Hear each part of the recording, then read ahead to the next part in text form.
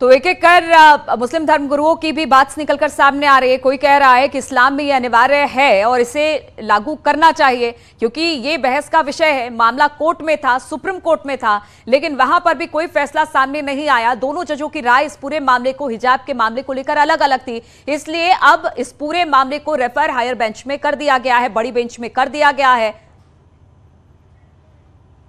High court का फैसला अभी तक लागू रहेगा, क्योंकि उसको सेटिस्फाइड नहीं माना जाएगा, क्योंकि एक जज ने उसको अपहोल्ड किया है, दूसरे जज ने उसको रिजेक्ट किया है, तो ये माइनॉरिटी व्यू हो गई। तो वो जजमेंट लागू रहेगा तब तक जब तक कि लार्जर बेंच का फैसला नहीं आ जाता। देखिए, जस्टिस हेमंत गुप्ता के जो ऑब्जर्वेशंस थे या जो उनका वर्डिक्ट था, वो क्या आधार था?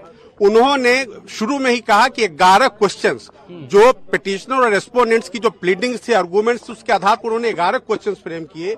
उन 11 क्वेश्चंस में उन्होंने सारे संवैधानिक प्रश्न उठाए।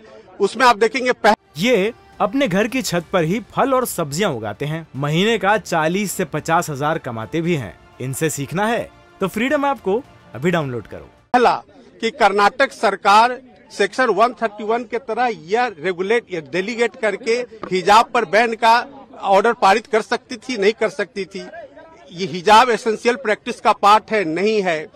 और जो आर्टिकल 25, 19, 14 सबका हवाला देते उन्होंने 11 क्वेश्चन फॉर्मुलेट किए हैं, और उन सारे क्वेश्चंस का जो आंसर उन्होंने दिया है, यह कहते हुए कि इस आधार पर एसएलपी स्वीकार योग्य नहीं है, और उन्होंने खारिज किया है। कि हम लगातार बातें भी सुना रहे हैं कि कोर्ट में आज क्या हुआ, दोनों जजों ने क्या कुछ कहा। सुशील हमारे साथ लगातार जुड़े हुए हैं। सुशील, कहा गया कि कुछ ऐसे क्वेश्चनर तैयार किए गए थे हिजाब को लेकर, जिसके आधार पर दोनों जजों ने अपना फैसला सुनाया। सिलसिलेवार तरीके से जरा बताइए कि किस जज ने अपोज किया, किस जज ने उसे खारिज किया, कौन से जज उनके फेवर में थे, किस तरह की बातें, दलीलें आज रखी गई जब फैसला सुनाया गया।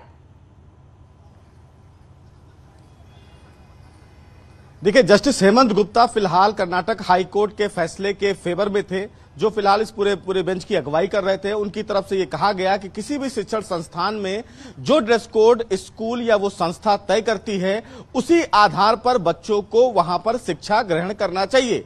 लेकिन जस्टिस धूलिया, जो भी उस बेंच का हिस्सा थे, उन्होंने ये कहा कि कर्नाटक हाई कोर्ट का फैसला जो फिलहाल हिजाब के मामले में आया है, वो फैसला फिलहाल खारिज किया जाता है, यानी कि वो इस फैसले से एक मत नहीं है, क्योंकि उनकी तरफ से कहा गया है कि अगर कोई शिक्षण संस्थान अपने स्कूलों में शिक्षा के ड्रेस कोड को लागू करता है तो वो फिलहाल सही नहीं है, क्योंकि अगर कोई भी बच्चा अपने धार्मिक अनिवार्यता यानी कि अपने धार्मिक परिवेश को ग्रहण करके शिक्षा ग्रहण करता है, तो ये उसका अपना धार्मिक अधिकार है और उसमें फिलहाल इंटरफेयर करने की आवश्यकता नहीं है। ये फिलहाल जस्टिस धूलिया की तरफ से कहा गया, यानी कि इस पूरे फैसले से अब जो फैसला था वो कन्फ्लिक्ट हुआ, और इसीलिए इस मामले को लार्जर बेंच में भेज दिया गया। लार्जर बेंच में तमाम संवैधानिक पहलू हैं, संवैधानिक प्रश्न हैं कि क्या इस्लाम में हिजाब उसका अनिवार्य हिस्सा है या नहीं है, क्या उसको फिलहाल लागू करने की इजाजत दी जा सकती है या नहीं,